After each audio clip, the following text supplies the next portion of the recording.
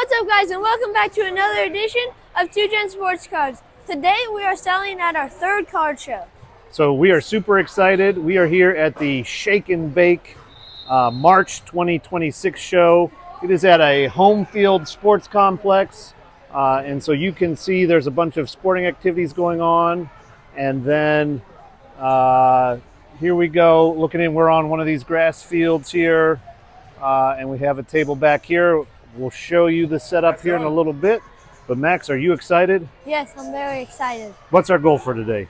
$1,000. All right, let's see if we can do it. Yep.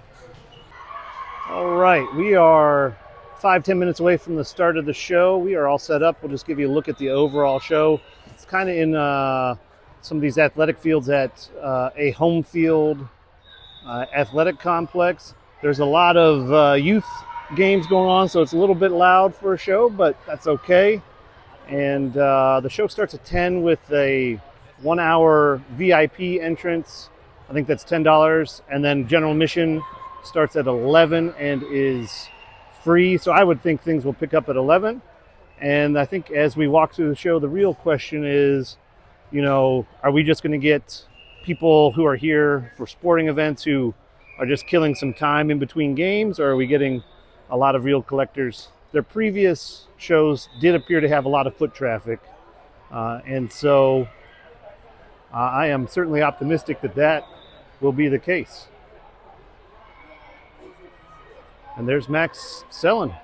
Okay, so we have just finished setting up. The show is about to start. We have sellers looking at our tables, but so this is our case. We got, like, obviously the most expensive cards, like, in the middle. Yep. And then, like, the more expensive non-graded cards down here. Mm-hmm. And then the less eye-catching ones up here. So, because they're most likely to look closer to them than further away.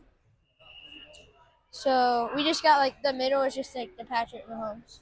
Yeah, the one-of-one Patrick Mahomes. Yeah, and so far a lot of people have asked me about the Bo Nix. Okay. So that's good. Max, what else do we have here? We got our Prices March box. With, Prices March, this is like slab, 5 to 15. And then slabs, it's like up to 40. And then we have what didn't fit in the display, you know, $20 to $50 cards. Then over here we have our dollar boxes. Max, are we going to have a good show? Yep.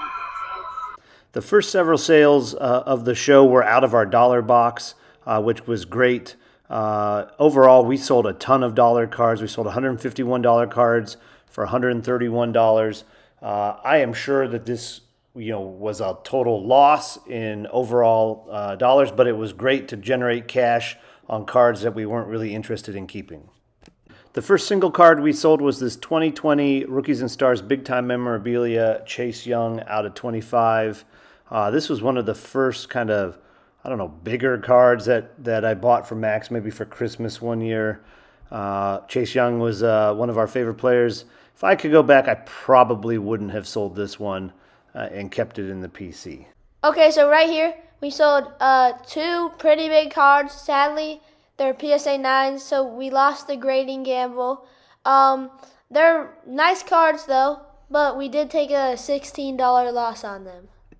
We did buy a few more cards during this show from people coming up to the table. This was the first card we bought. It's definitely a PC item with this Will Howard green auto. We bought it for $15. It comps for about $23, $24, so a pretty decent deal there.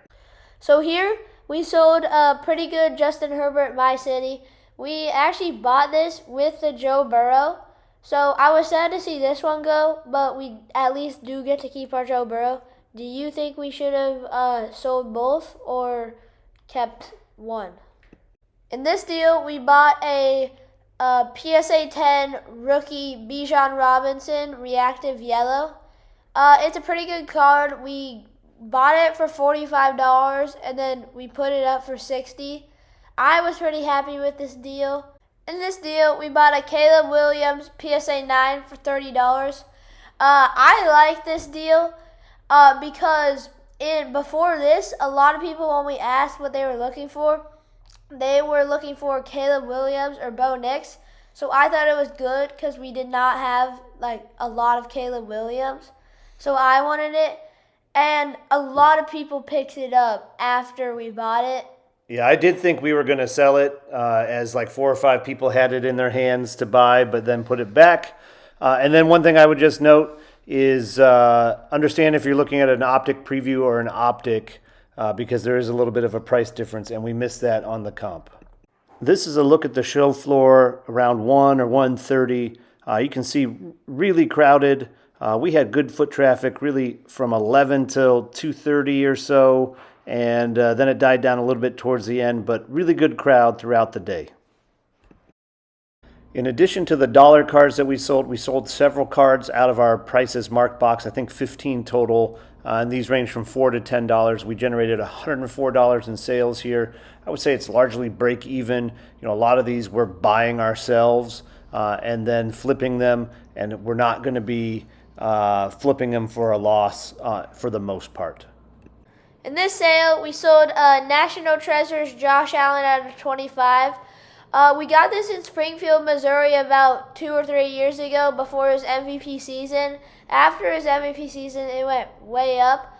So I was hoping to sell this for 100, but my dad's not as a shrewd negotiator as me. So it ended up being sold for 95, even though we could have got him on 100.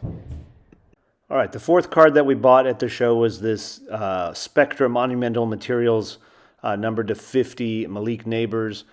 We bought this one just because I think he's going to come back strong from his injury playing with Jackson Dart.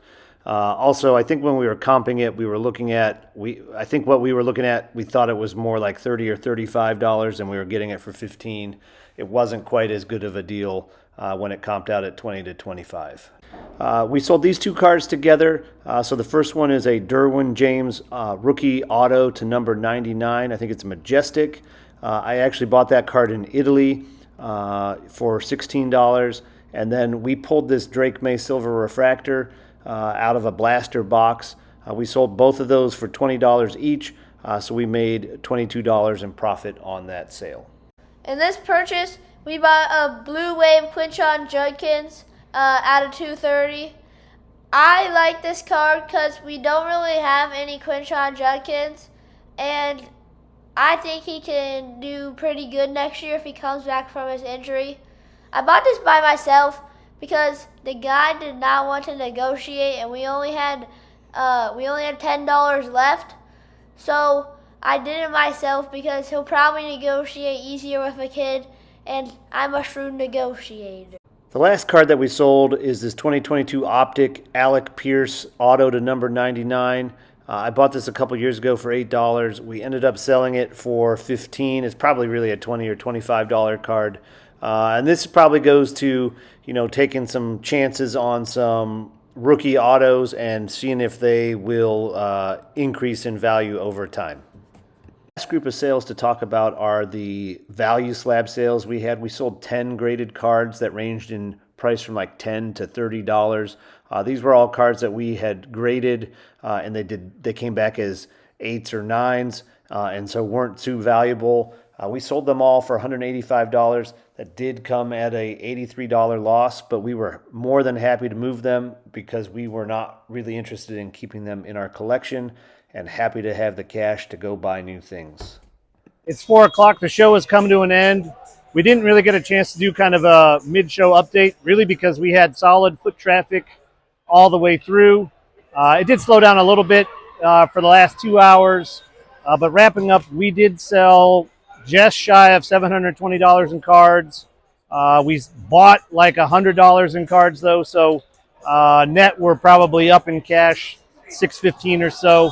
But we had a great time, a lot of foot traffic. The difference here in this show today is we sold way more out of our dollar boxes and value boxes. Probably sold $150 or $200 out of, the dollar box, 3 to 5, and some of the priced is marked up to 15, and sold very few high dollar cards. So I actually prefer that because I have more attachment to the high dollar cards than the dollar cards, and so from that perspective, it was a great show, and we had a lot of fun. Please subscribe, like, comment, tell us what you want to see next, and we'll see you in the next one. Bye. Thanks for watching, everybody.